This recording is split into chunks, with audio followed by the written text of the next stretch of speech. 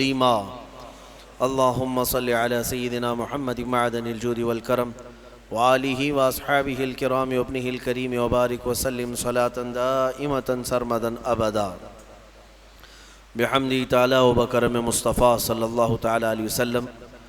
آج کی شب میں قرآن عظیم کے 23 پارے مکمل ہو چکے اور الحمدللہ آج ہم نے سورہ یاسین شریف کی بھی تلاوت کی ہے۔ اللہ کے حبیب صلی اللہ تعالی علیہ وسلم نے ارشاد فرمایا لِكُلِّ شَيْءٍ قَلْبٌ وَقَلْبُ الْقُرْآنِ یاسین، ہر چیز کا ایک دل ہوتا ہے اور قرآن کا دل سورہ یاسین ہے۔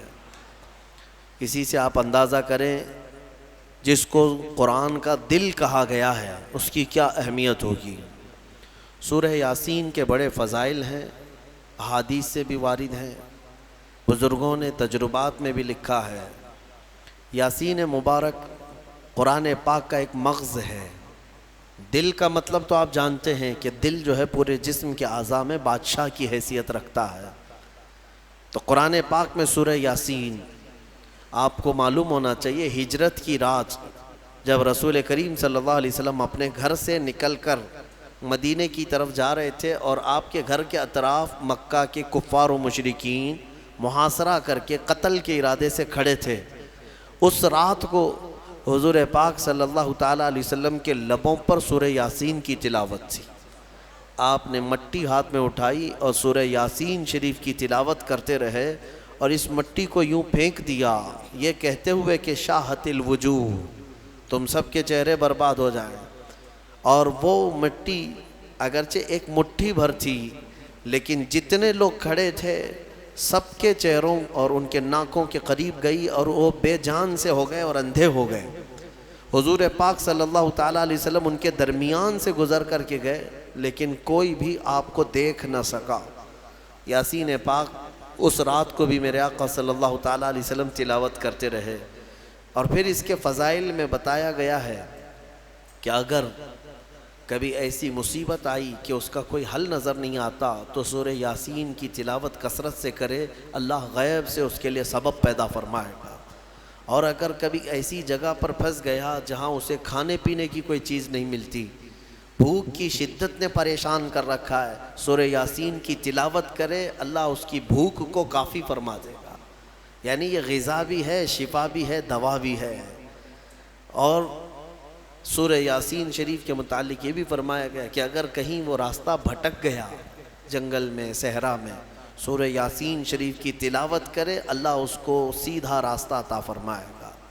اب یہ جب جنگل میں بھٹکنے اور صحرا میں بھٹکنے کے لیے سورہ یاسین کی تلاوت کا حکم دیا گیا کہ وہاں تمہیں راستہ مل جائے گا، میں کہتا ہوں پوری زندگی بھر پڑھتے رہو تاکہ اللہ تعالیٰ زندگی گزارنے کا بھی سیدھا راستہ اس کی برکت سے عطا کرے گا۔ اور جو سورہ یاسین شریف صبح پڑھ کر کے نکلا وہ شام تک امان میں ہے، مصیبتوں سے محفوظ ہے، اس کے لیے رزق کے فرشتے اتارے جاتے ہیں، اس کی حفاظت کی جاتی ہے۔ تو یاسین کی بڑی برکتیں ہیں سورہ یاسین میں۔ اللہ تبارک و تعالیٰ نے ان آیات بینات میں جو بیان فرمایا اس میں اللہ تعالیٰ فرماتا ہے یا حسرتاً علی العباد، قیامت کے دن کے بارے میں کہ افسوس ہے بندوں پر، وہ بندے افسوس کریں گے، ما یاتیہم من رسول الا کانوا بہ مستہزئین، یعنی جب کبھی ان کے پاس کوئی رسول آتا تو اس کا مذاق اڑاتے تھے، مذاق کرتے تھے رسولوں کے ساتھ، نبیوں کے ساتھ۔ ان لوگوں کی جو حشر ہوں گے نا وہ بہت سخت ہیں، قیامت کے دن بہت زیادہ سخت ان کے ساتھ معاملات ہوں گے۔ اللہ تعالیٰ فرماتا ہے الم یرو کم اہلکنا من قبلہم من القرون، کیا اس سے پہلے صدیوں پہلے ہم نے کتنی ایسی بستیاں ہیں جن کو ہلاک نہیں کیا ہے۔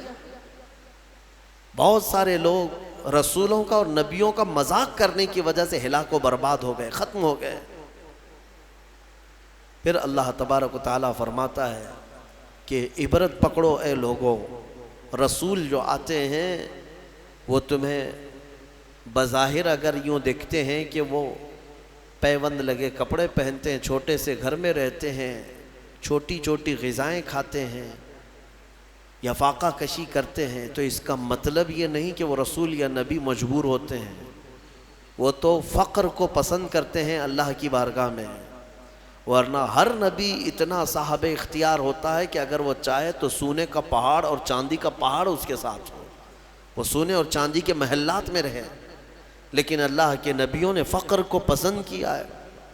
تو اکثر جو قومیں رسول کو ظاہری طور پر دیکھتی تھیں تو وہ مذاق اڑاتی تھی، یہ اللہ کے نبی ہیں، یہ اللہ کے رسول ہیں، ان کا لباس ایسا ہے، ان کے پاس سواری نہیں، ان کا گھر صحیح نہیں، ایسی ایسی باتیں کہہ کر کے مذاق اڑایا کرتے تھے۔ اللہ تبارک و تعالیٰ ان مستہزئین سے کوسوں دور ہمیں رکھے، اور مولا تعالیٰ اسی جماعتوں سے ہمیں محفوظ رکھے۔ اور قرآن پاک میں اللہ تعالیٰ یہ بھی فرماتا ہے، قیامت کے دن محشر کے میدان میں یہ کہا جائے گا وَامْتَازُوا الْيَوْمَ أَيُّهَا الْمُجْرِمُونَ، یہاں کہا جائے گا سارے لوگ ایک ساتھ کھڑے ہوں گے، پھر آرڈر آئے گا مجرم الگ ہو جائیں، اس میں سے جتنے لوگ مجرم ہیں وہ الگ ہو جائیں، ان کے چہرے بتا رہے ہوں گے اس دن، اور ان کو الگ کیا جائے گا، ان کو الگ کیا جائے گا مجرمین کو۔ کس بات کے مجرم؟ اللہ تعالیٰ فرماتا ہے الم اعہد الیکم یا بنی آدم اللہ تعبدوا الشیطان، پھر رب تبارک و تعالیٰ کا جلال ہوگا اس دن، اور پھر رب تعالیٰ کی ہیبت طاری ہوگی بندوں پر، خشیت ہوگی، فرمائے گا مولا کیا میں نے تم سے یہ نہیں عہد لیا تھا کہ اے آدم کی اولاد کے شیطان کی پرستش نہیں کرو گے، اس کے پیچھے نہیں جاؤ گے، انہ لکم عدو مبین، بے شک وہ تمہارا کھلا ہوا دشمن ہے، کیا میں تم سے یہ وعدہ نہیں لیا تھا ان اعبدونی، کہ تم میری عبادت کرو گے، ھذا صراط مستقیم، یہی سیدھا راستہ ہے، پھر تم کیسے بہک گئے؟ یہ جتنے غیر اللہ کی عبادت کرتے ہیں سب کے سب اس دن الگ کیے جائیں گے، سب کے سب الگ، کفار و مشرکین جو بھی اللہ کے سوا عبادت کرتے تھے قیامت کے دن سب کو ایک طرف کر دیا جائے گا، اور رب تبارک و تعالیٰ ان سے فرمائے گا کیا میں نے تم سے یہ وعدہ نہیں لیا تھا کہ دنیا میں جاؤ گے تو میری عبادت کرو گے، شیطان کی پرستش نہیں کرو گے؟ پھر اللہ تعالیٰ فرماتا افلم تکونوا تعقلون، کیا تمہیں عقل بھی نہیں تھی؟ کیا تم عقل نہیں رکھتے تھے؟ سچ بات ہے میرے عزیزو، عقل رکھنے والا یہ چھوٹی چھوٹی چیزوں کو خدا کیسے بنا لیتا ہے؟ خدا کا جو تصور ہے وہ دنیا میں سب سے بڑا ہونے کا تصور ہے، بھلا چوہا کیسے خدا بن گیا؟ ایک چھوٹی سی مٹی وہ کیسے خدا بن گئی؟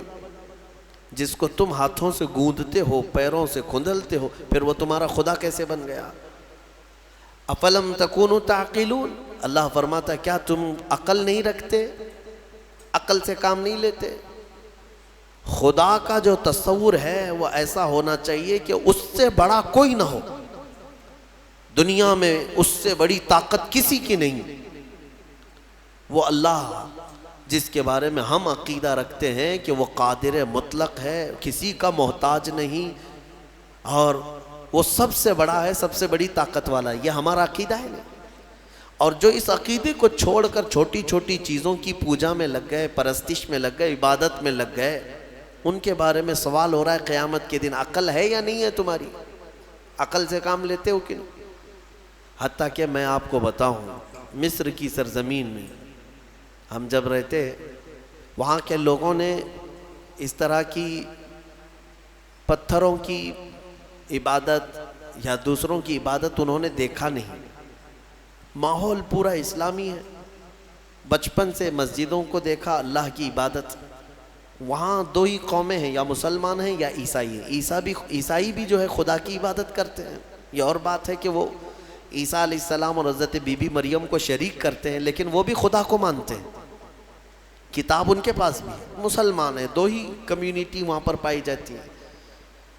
تو کبھی کبھار کوئی عام آدمی بھی عرب کا ٹیکسی چلانے والا ہم سے حالات پوچھتا تھا ہندوستان کے، اور پھر یہاں کے بارے میں جب ان کو معلوم ہوتا ہے کہ درخت، پتھر، مٹی، بلی، چوہا، ساری چیزیں عبادت کے لائق سمجھی جاتی ہیں، تو 1 منٹ کے لیے شاک ہو کر رک جاتے تھے، اور پہلا ان کا سوال یہ ہوتا تھا ما عندہم مخ، سب سے پہلا یہی سوال کرتے کیا ان لوگوں کے پاس کھوپڑی نہیں ہے؟ کھوپڑی ہے یا نہیں ہے؟ تو یعنی ایک عقل رکھنے والے کے لیے تعجب کی ہی بات ہے کہ میرے سے کمزور میرا خدا کیسے ہو گیا، جس کو میں جب اٹھا رہا ہوں۔ ایک صحابی ہے، حضور پاک صلی اللہ تعالیٰ علیہ وسلم کی بارگاہ میں آئے اور کہتے ہیں یا رسول اللہ صلی اللہ علیہ وسلم، زمانے جاہلیت کے جب آپ ایمان نہیں لائے تھے، کچھ کام ایسے ہیں، ایک کام مجھے یاد آتا ہے تو بہت روتا ہوں، اور ایک کام ایسا ہے وہ یاد کرتا ہوں تو ہنستا ہوں۔ حضور پاک صلی اللہ علیہ وسلم نے پوچھا وہ کون سے؟ کہا زمانے جاہلیت میں جس کام پر مجھے رونا آتا ہے وہ یہ ہے کہ ہمارے گھر بیٹیاں پیدا ہوتی تو ہم گلا مروڑ کر دفن کر دیتے تھے، اپنے ہاتھوں سے مارتے تھے اور زندہ دفن کر کے آ جاتے تھے۔ آج مجھے اس کام پر بڑا افسوس ہوتا ہے، روتا ہوں۔ ایک نے 5 بیٹیاں دفن کی ہیں، اپنے ہی گھر میں پیدا ہونے والی بچیوں۔ کہتے ہیں یہ کام یاد آتا ہے زمانے جاہلیت کا تو بڑا رونا آتا ہے، اور کہتے ہیں پھر ہنسی کس بات پر آتی ہے؟ وہ کہتے ہیں ہم زمانے جاہلیت میں ہمارے جو خدا ہوتے تھے، آٹے کے خدا ہم بناتے تھے جب کبھی سفر میں جانا ہوتا تھا، اور ہر ایک کا الگ، ہوا کا الگ تھا، بارش کا الگ تھا، دھوپ کا الگ تھا، زمین کا الگ، آسمان کا الگ، بیماریوں سے صحیح کرنے والا الگ، سب کے الگ الگ تھے۔ تو ہم وہ آٹے کے بنا کر کے سفر میں لے کر کے چلتے تھے کہ سفر میں ہمارے ساتھ رہے گا ہمارا یہ خدا، اور اس کی عبادت بھی کرتے تھے۔ اور وہ صحابی کہتے ہیں لیکن بیچ میں کبھی غلہ اناج ختم ہوتا تو کبھی اس کا ہاتھ توڑ کے کھاتے تھے، کبھی پیر توڑ کے بھون کے کھاتے تھے۔ تو یعنی اپنے ہی خدا کو ہم جو ہے ادھر سے ادھر سے توڑ کر کے پکا کر کے کھاتے تھے۔ آج مجھے اس بات پر افسوس ہوتا ہے، ہنسی بھی آتی ہے کہ عقل کے بغیر کیسے کام کرتے تھے۔ بہرحال قرآن یہ سوال کرتا ہے افلم تکونوا تعقلون، کیا تم لوگوں کو عقل نہیں ہے، عقل نہیں رکھتے تھے؟ پھر اللہ فرماتا ہے ہذہ جہنم التی کنتم توعدون، یہ وہی دوزخ ہے جس کا تم کو وعدہ کیا گیا تھا، آؤ اس میں۔ جتنے اللہ کو چھوڑ کر عبادت کرتے رہے سب کو بلایا جائے گا۔ اصلوها اليوم، اللہ تعالیٰ فرماتا ہے آج کے دن سب کو اس میں ڈالو، ان سب کو ڈالو۔ جہنم کی کیفیت کیا ہوگی پتہ ہے؟ جہنم اس دن پکڑ کر کے لائی جا رہی ہوگی، فرشتے اس کو لا رہے ہوں گے۔ کتنی بڑی ہے جہنم یا دوزخ، یہ کتنی بڑی ہے، اللہ اکبر، اندازہ نہیں کر سکو گے۔ ایک دوزخی، ایک جہنمی جو ڈالا جائے گا، یہ نہیں جو ہماری شکلیں ہیں۔ حدیث پاک میں حضور صلی اللہ علیہ وسلم فرماتے ہیں جہنمی کی اتنی بڑی شکل ہوگی کہ مکہ اور مدینے کے بیچ کا پورا فاصلہ بھر جائے گا ایک ہی جہنمی سے۔ اگر وہ بیٹھ گیا، 400 کلومیٹر ہے مکہ سے مدینے کا فاصلہ، 425 کلومیٹر کا فاصلہ ہے۔ حضور فرماتے ہیں کہ اس دور اتنا لمبا چوڑا ایک جہنمی ہوگا، اور پھر جب کروڑوں جہنم میں ڈالے جائیں گے تو جہنم کی وسعت کتنی ہوگی، وہ کتنی بڑی ہوگی، اندازہ نہیں کر سکتے۔ 70,000 فرشتے اس کو کھینچ کر کے لا رہے ہوں گے قیامت کے دن دوزخ کو، اور اس کو زنجیروں میں جو باندھا گیا ہوگا، زنجیر کیسے، اس کے دہانے ہیں، اس کے دروازے ہیں، اس کا منہ ہے جہنم کا، جس کے اندر مجرمین کو ڈالا جائے گا، مشرکین کو ڈالا جائے گا۔ تو روایات میں ہے کہ اس کو 70,000 فرشتے زنجیروں میں جکڑ کر کے لا رہے ہوں گے، ایک ایک زنجیر پر 70,000 زنجیریں ہیں اس کی، اور ہر زنجیر پر 70,000 فرشتے اس کو جکڑ کر کے لا رہے ہوں گے۔ اس کے باوجود جہنم ان سے چھڑا کر کے بھاگنے کی کوشش کر رہی ہوگی مجرمین کی طرف۔ کس کی طرف؟ محشر میں جو مجرمین موجود ہوں گے ان کی طرف لپکنے کی کوشش کر رہی ہوگی، فرشتوں کے ہاتھوں سے زنجیر کو چھڑا کر۔ اتنی طاقت اور اتنی ہیبت. اس کے اندر آگ جو ہے وہ کس قسم کی ہے؟ فرمایا گیا دنیا کی آگ لال ہے، جہنم کی آگ نہایت کالی ہے، سخت کالی آگ. اتنی کالی آگ ہے کہ کچھ نظر نہیں آتا دوزخ کے اندر. اور رب تعالیٰ فرمائے گا اسلوھا اليوم، آج سب کو ڈالو اس میں، بما کنتم تکفرون، جو تم کفر کیا کرتے تھے. مجرمین کو پکڑا جا رہا ہوگا. اور جہنم کا حال کیا ہوگا میں بتاتا ہوں.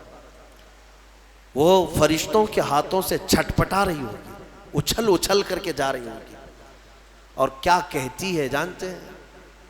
26ویں پارے میں سورہ قاف میں رب تبارک و تعالیٰ فرماتا ہے مجرمین کو ڈالا جا رہا ہے، ڈالا جا رہا ہے، ڈالا جا رہا ہے. تو اللہ تعالیٰ اس سے پوچھے گا جہنم سے حلم تلأتی، بس پیٹ بھر گیا تیرا؟ جہنم کہتی وہ تقول حل من مزید، وہ کہے گی اے اللہ اور کچھ زیادہ ہو جائے، اور کچھ زیادہ ہو جائے، اور کچھ انسانوں کو ڈال. اس دن وہ پکارتی رہے گی اور میرے اندر ڈالا جائے، اور میرے اندر ڈالا جائے. اور جانتے ہیں جب اس کی آگ کم پڑنے لگ جائے، دھیمی ہونے لگ جائے، تو آگ بھڑکانے کے لیے انسانوں کو اور پتھروں کو گرایا جائے گا. اس کا ایندھن ہے.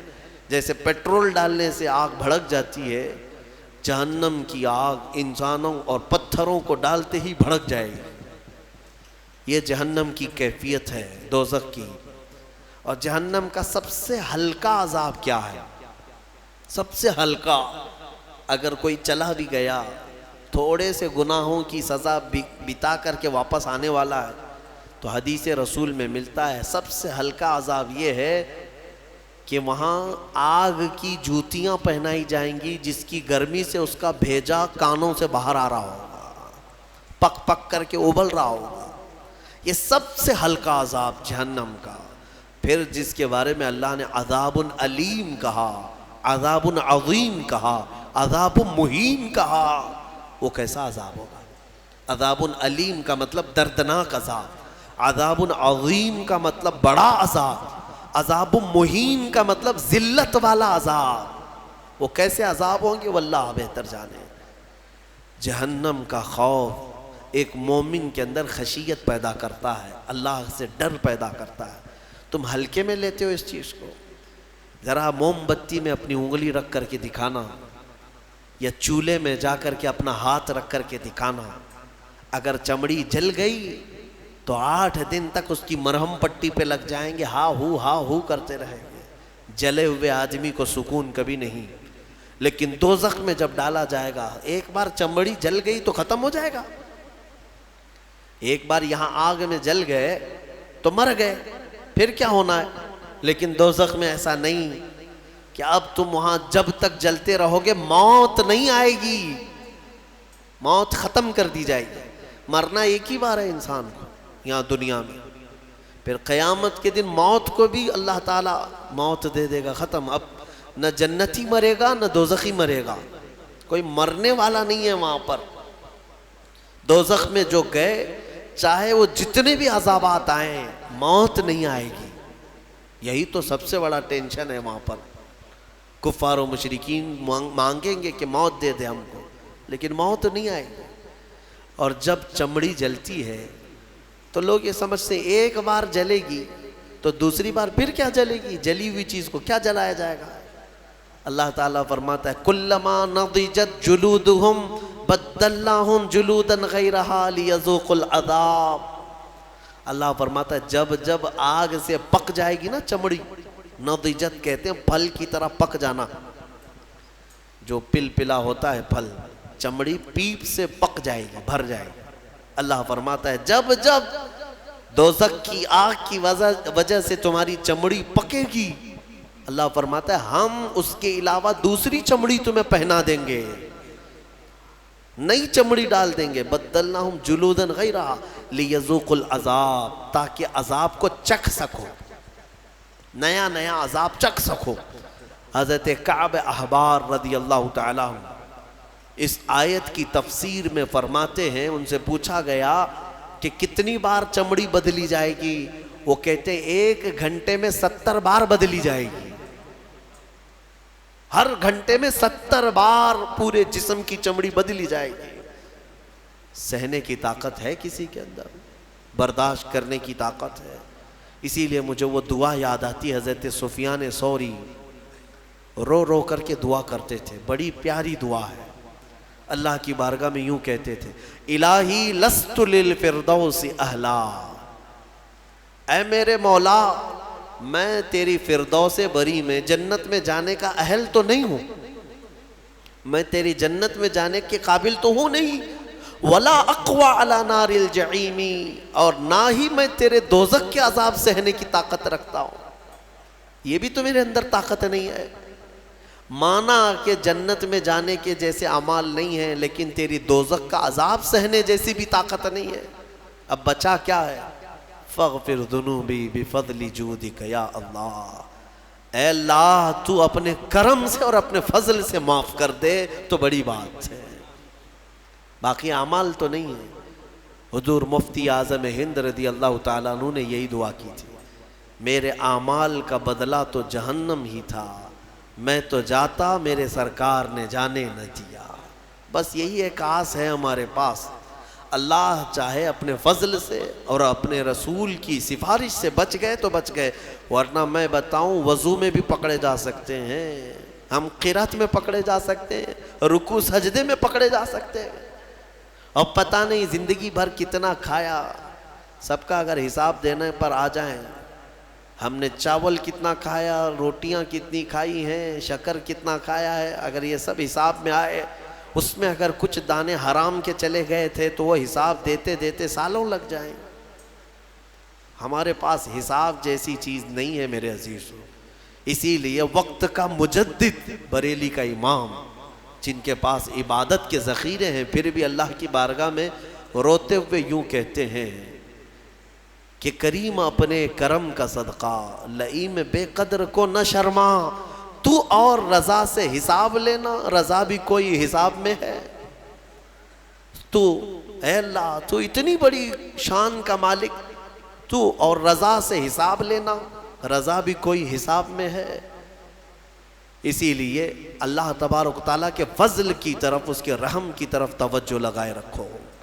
سورہ یاسین میں مولا تبارک و تعالیٰ نے جو فرمایا، رونگٹے کھڑے ہو جاتے ہیں. آگے کی آیتیں اللہ فرماتا ہے، الَّيَوْمَ نَخْتِمُ عَلَىٰ أَفْوَاهِهِمْ، آج کے دن ہم تمہارے منہ پر مہر لگا دیں گے، مہر لگا دیں گے. اس کا ترجمہ یہی ہے. اور رب تعالیٰ فرماتا ہے، وَتَشْهَدُ أَرْجُلُهُمْ بِمَا كَانُوا يَكْسِبُونَ، تمہارے پیر گواہی دیں گے تم کیا کیا کرتے تھے. اللہ تعالیٰ فرماتا ہے کہ ہم منہ پر مہر لگا دیں گے، سب بند. جھوٹ بولنے کی عادت ہے، ہیلے بہانے کرنے کی عادت ہے، ادھر ادھر کی باتیں اڑانے کی عادت ہے. تم کیا بولو گے قیامت کے دن؟ تمہارے ہاتھوں سے کہا جائے گا بولو یہ کیا کیا کرتا تھا. حدیث پاک میں ہے ران کی چمڑی تک بولنے لگے گی، ران کی چمڑی قیامت کے دن بات کرے گی اور بتائے گی کہ مولا یہ کیا کیا خیانت کرتا تھا تیری امانتوں کے ساتھ، وہ سب بتائے گا. گھبرا کر کے لوگ کہیں گے اپنے ہی اعضاء سے، اپنی چمڑیوں سے، وَقَالُوا لِجُلُودِهِمْ لِمَ شَهِدْتُمْ عَلَيْنَا، اپنی چمڑیوں سے کہیں گے لوگ کہ تم ہمارے خلاف کیوں گواہی دے رہے ہو. دنیا میں ہم جب بھی تمہیں کوئی تکلیف ہوتی تھی تو ہم فوراً تمہارا خیال کرتے تھے، کٹ گیا تو پٹی لگایا، دوا لگایا. ہاتھ کی کیا خیال کرتے ہیں کہ نہیں خیال کرتے؟ لیکن یہ نہ ہاتھ ہمارا ساتھ دے رہا ہے، نہ پیر ساتھ دے رہا ہے، نہ آنکھیں، نہ ناک، نہ کان، نہ چمڑیاں ہمارے خلاف گواہی دے رہی ہیں. تو یہ کہیں گے قیامت کی، قالوا انطقنا اللہ الذی انطق کل شیء، وہ بولیں گے اس اللہ نے ہمیں بولنے کی طاقت آج دی ہے، جس نے سارے لوگوں کو ہر چیز کو بولنے کی طاقت دی، اسی نے آج ہمیں بولنے کی طاقت دی. تو نے اللہ کی نعمتوں کے ساتھ انصاف نہیں کیا، آج تیرے خلاف گواہی دی جائے گی. ڈرو اس دن سے، ڈرو. اسی لیے ہمیشہ قرآن نے بھی ڈرایا ہے. کس بات سے؟ اس دن سے ڈرو جس دن حساب کا ہوگا. 24ویں پارے میں ایک آیت ہے سورہ غافر کی، اللہ فرماتا ہے ایک آواز آئے گی اس دن، لمن الملک اليوم، آج کس کی بادشاہت ہے، آج کس کی بادشاہت ہے۔ دنیا میں اس کی جے جے کرتے رہتے تھے، قیامت کے دن پوچھا جائے گا کس کی بادشاہت ہے، سب چپ، کسی کی زبان سے کوئی بات نہیں آئی۔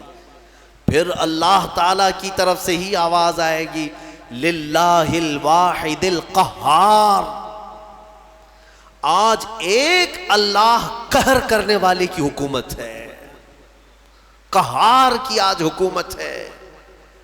اللہ کے 99 صفات ہیں، وہ غفار بھی ہے، ستار بھی ہے، رحیم بھی ہے، کریم بھی ہے، لیکن قیامت کے دن مولا فرماتا ہے قہار ہے۔ قہار کسے کہتے ہیں؟ سخت پکڑ کرنے والا۔ پکارا جائے گا این الجبارون این المتکبرون، کہاں ہے وہ زمین میں جو گھمنڈ کرتے تھے، کہاں ہے وہ جو زمین میں دادا گیری کرتے تھے، بلائے جائے۔ قہار کے سامنے کس کی مجال ہے بات کرنے کی؟ تمہیں پتہ ہے اللہ کے نبیوں کا حال یہ ہوگا، موسیٰ علیہ السلام جو جلیل القدر پیغمبر ہیں وہ تک کانپ رہے ہوں گے وہاں پر اللہ کے جلال سے۔ آدم علیہ السلام سے لے کر عیسیٰ علیہ السلام تک انبیاء کرام کہیں گے آج ہمیں بات کرنے کی جرات نہیں ہے اللہ کی بارگاہ، نبیوں کی بات کر رہا ہوں۔ ماں و شما چھوڑو، تم کس کے اس کے بھروسے پہ بیٹھے ہو؟ نبیوں کا حال یہ ہے کہ ہم بات نہیں کر سکیں گے آج۔ اس بھرے مجمع میں قرآن کہتا ہے سورہ نجم کی آیت، وَكَم مِّن مَلَكٍ فِي السَّمَاوَاتِ لَا تُغْنِي شَفَاعَتُهُمْ، آسمان میں کتنے بڑے بڑے فرشتے ایسے ہیں، اللہ فرماتا ہے ان کی سفارش کام نہیں آئے گی، ان کی کسی کی سفارش کام نہیں آئے گی، شیئن الا باذن اللہ، مگر اللہ جسے اجازت دے۔ اس بھرے مجمع میں ڈر اور خوف ایسا ہے کہ ایک نبی بھی بولنے کو تیار نہیں، ایک فرشتہ بھی بات کرنے کو تیار نہیں۔ مخلوق کے ہاں اس وقت اگر کوئی آواز گونجتی ہے تو وہ محمد الرسول اللہ کی ہے، وہ صرف اور صرف میرا آقا ہے، رسول کریم صلی اللہ تعالیٰ علیہ وسلم۔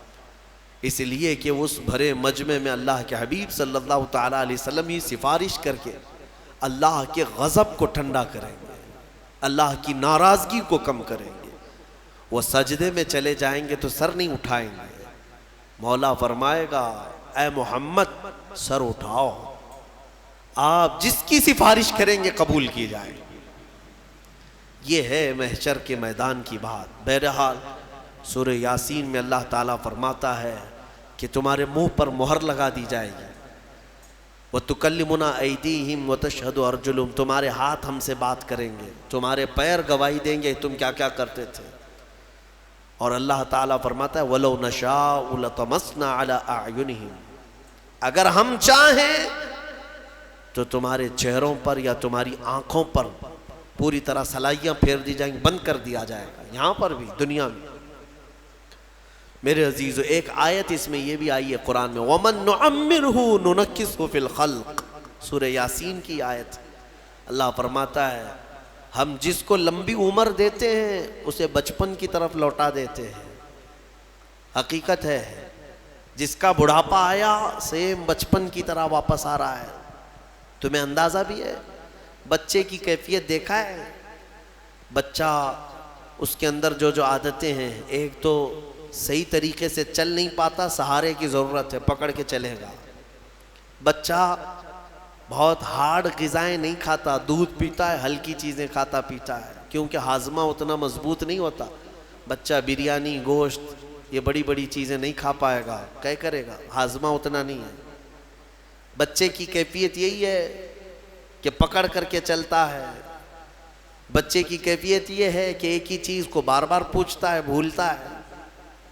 سیم بڑھاپا جب آتا ہے تو واپس اسی کیفیت میں پلٹ جاتا ہے۔ بوڑھا بھی اب اکیلا نہیں چل پاتا، کسی کے سہارے کی ضرورت پڑتی ہے۔ پھر بوڑھاپا ہی ہے کہ اس کو ہر چیز بھولی جانے لگتی ہے، جیسے بچپن میں بار بار پوچھتا تھا، بڑھاپے میں بھی پوچھنے لگتا ہے، بھول جاتا ہے۔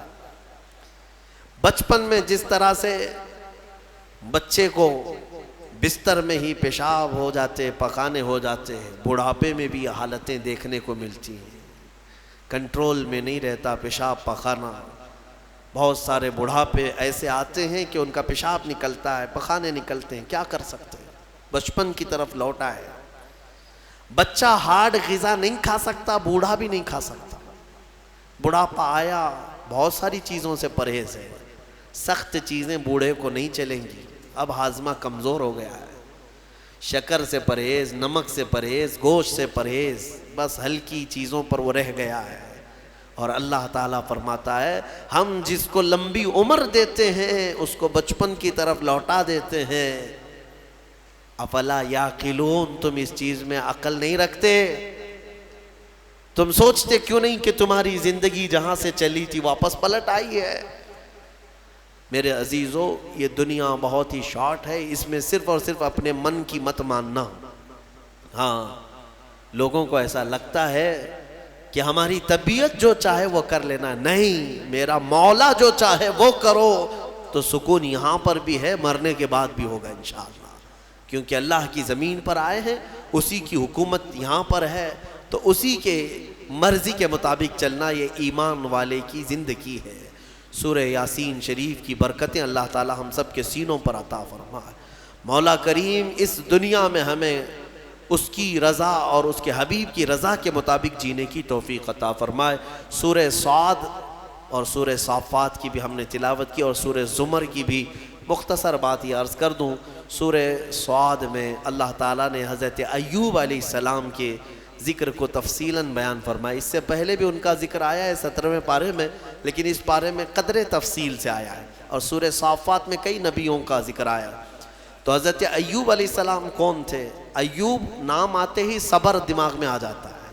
بہت سارے لوگ ان کا نام ہی صبر ایوب سمجھتے ہیں، حالانکہ ان کا نام صبر ایوب نہیں ہے۔ حضرت ایوب علیہ السلام، صبر ان کے ساتھ ایسا لگ گیا ہے کہ جیسے حضرت ایوب کہیں تو صبر ذہن میں آ جائے، صبر کہیں تو حضرت ایوب کا نام آ جائے۔ سب سے زیادہ صبر کرنے والوں میں آپ کا نام آتا ہے۔ حضرت ایوب علیہ السلام اللہ تبارک و تعالیٰ کے ایک جلیل القدر پیغمبر ہیں، نبی ہیں۔ اللہ نے آپ کو بے شمار دولت عطا کی تھی، اولاد، بیویاں، اس زمانے میں آپ کی شان و شوکت، بڑی جائیدادیں۔ پھر آزمائش کا ایک وقت آیا، اللہ نے فرمایا اپنے فرشتوں سے میں اپنے بندے ایوب کا امتحان لیتا ہوں۔ ان کی کئی بیویاں تھیں، تقریباً روایت میں بتائی گئیں 16 یا 17، اور ان کی اولاد 28 یا 30 کے قریب اولاد، بیٹے، الگ الگ روایات ہیں، جتنے بھی ہیں بے شمار جائیداد، مویشی، جانور، بکریاں، اونٹ، گائے، یہ سب بڑی دولت کی چیزیں اس وقت مانی جاتی تھی، وہ سب تھا آپ کے پاس۔ پھر ایک کے بعد دیگرے ایسا ہوا کہ طوفان چلا، سارے جانور مر گئے۔ پھر ایک طوفان آیا، باغیچے اکھڑ گئے، سب ختم ہو گئے۔ پھر ہوائیں چلی، بیماریاں آئیں، ان کے بچے انتقال کرنے لگ گئے۔ 1 2 3 4 کرتے ہوئے جتنے بیٹے تھے سب انتقال کر گئے۔ بیویاں انتقال کی، کچھ چلی گئیں۔ اس طرح ہوتے ہوتے یہ جو 4 سال تک کا عرصہ چلتا رہا، یہ 4 سال آپ کی آزمائش، سخت ترین آزمائش ہے۔ اور جب جب کسی کے انتقال کی خبر آتی آپ الحمدللہ کہتے تھے، الحمدللہ، اللہ کا شکر ہے۔ میرے عزیزو، یہ سننا آسان ہے، پریکٹیکل لائف میں پتہ چلے گا۔ گھر کا ایک فرد بھی چلا گیا، آدھا گھر اجڑ جاتا ہے۔ حضرت ایوب علیہ السلام کے پاس سوائے ان کی بیوی حضرت بی بی رحمت، ان کے علاوہ کوئی نہیں رہا، سب چیزیں ختم ہو گئیں۔ صرف ایک وفادار خاتون ساتھ میں تھیں۔ پھر اس پر مزید یہ کہ آپ کو بھی بیماری لاحق، آپ بھی بیمار ہوئے، اتنے بیمار، بخار پر بخار، بخار پر بخار، کہ جسم کا گوشت تک گلنے لگ گیا۔ سوتے بستر پر تو چمڑی آپ کی بستر پر لگ جاتی، ایسی تکلیف آئی۔ اور ان حالات میں ایک وقت ایسا بھی آیا کہ آپ کی زبان کٹ گئی، زبان کے اندر دراڑیں پڑ گئی۔ لاسٹ چیز تھی، زبان سے ذکر الہی کرتے تھے، باقی سب چیزیں کمزور ہو گئی تھی۔ تب حضرت ایوب علیہ السلام رو پڑے اللہ کی بارگاہ میں، یوں عرض کیا ربی انی مسنی الضر وانت ارحم الراحمین، اے میرے مولا تکلیف مجھے پہنچی ہے لیکن تو سب سے زیادہ رحم کرنے والا ہے۔ یہ نہیں کہ مجھی کو کیوں، یہاں اتنے گناہ کر کے بیٹھے ہوئے ہیں اور بستر میں جا کر پھر بولتے ہیں اللہ مجھی کو کیوں کر رہا ہے؟ تیرے گناہوں کی وجہ سے اگر اللہ تعالیٰ دینے پر آئے کب کے مر جانا چاہیے تھا۔ اس رحمان نے تو بہت رحم کیا ہے۔ پھر لوگ یہ کہتے ہیں میرے ہی ساتھ ایسا کیوں ہو رہا ہے، مجھے کو ایسا کیوں ہو رہا ہے، میں نے کس کے ساتھ کیا کیا ہے؟ تم نے سب سے بڑا دھوکہ تو اللہ ہی کے ساتھ کیا ہے، اس کی پوری عبادتیں ہی نہیں کی، دوسروں کی بات میں چھوڑو، جس کی عبادت کے لیے آئے تھے وہی کمپلیٹ نہیں کیا اور پھر پوچھتے ہو میں نے کیا کیا ہے۔ اگر اللہ تبارک و تعالیٰ عدل کرے، ایک نماز کے بدلے ایک ہاتھ چلا جائے تمہارا تو بچے گا کیا؟ جتنی نمازیں چھوڑے ہو، جتنے روزے چھوڑے ہو، جتنی زکوٰۃ دبائے ہو، کئی لوگوں کے کیا کیا فرائض باقی ہیں، ان سب کی پاداش میں اگر ہر چیز تمہاری ایک ایک نعمت چھین لی جائے تو جسم میں بچے گا کیا؟ کچھ نہیں بچے گا۔ حضرت ایوب علیہ السلام نے یہ نہیں کہا کہ میرے ہی ساتھ کیوں، نہیں، بلکہ مولا ہاں تکلیف پہنچی اس زبان کو جس سے میں تیرا ذکر کرتا، لیکن تو سب سے زیادہ رحم کرنے والا ہے۔ یہاں تک ہے۔ اب مسئلہ یہ ہے کہ حضرت بی بی رحمت جو ہے یہ ایک دن بازار گئی، وہاں شیطان جو ہے ایک حکیم کی شکل میں، ایک ڈاکٹر کی شکل میں دوائیاں بیچ رہا تھا اور بلا رہا تھا کہ میرے پاس ہر مرض کا علاج ہے۔ خاتون تھی، دوڑی دوڑی چلی گئی اور اپنے شوہر کی بیماری بتائی کہ میرے شوہر ایسے ایسے بیمار ہیں، کیا علاج ہوگا؟ ابلیس تھا، شیطان تھا، وہ داؤ عورتوں پر جلدی چلاتا ہے اور عورتیں جلدی ہی شیطان کے چکر میں پھنستی بھی ہیں۔ تو ابلیس نے کہا کہ چٹکی بھر میں تیرے شوہر کو صحیح کر دوں گا، وہ تو میرے بہت آسان کام ہے میرے لیے۔ کہا کہ اجرت کیا لوگے؟ اس نے کہا کہ کچھ نہیں، تیرے شوہر سے کہہ دینا صحیح ہونے کے بعد صرف میرے بارے میں اتنا کہہ دیں کہ شفا دینے والا تو ہی ہے، یا میرے لیے ایک سجدہ کر لے، بس اتنا ہی ہے، میں اور اجرت نہیں چاہتا۔ وہ خوشی خوشی دوڑی دوڑی آئی کیونکہ شوہر سے بڑی محبت رکھتی تھی۔ اس وقت اگر کوئی عورت قائم رہی ہے اپنے شوہر کے ساتھ تو کمال کی بات ہے، یہ دنیاوی محبت نہیں کہ ذرا برابر عیب لگا تو چھوڑ کر کے بھاگ گئے، شوہر ادھر بھاگ گیا، عورت ادھر بھاگ گئی۔ وہ وفا شعار خاتون تھی جن کی روحوں کی محبت تھی، وہ جمی رہیں، آئی اپنے شوہر ایوب علیہ السلام سے کہا آج تمہارے علاج کا ٹھکانہ مل گیا، ایک حکیم ملا ہے مفت میں علاج کرے گا۔ کہا ایسے کیسے؟ کہا بس آپ صحیح ہونے کے بعد اس کو شافی کہہ دیں یا سجدہ کر لیں۔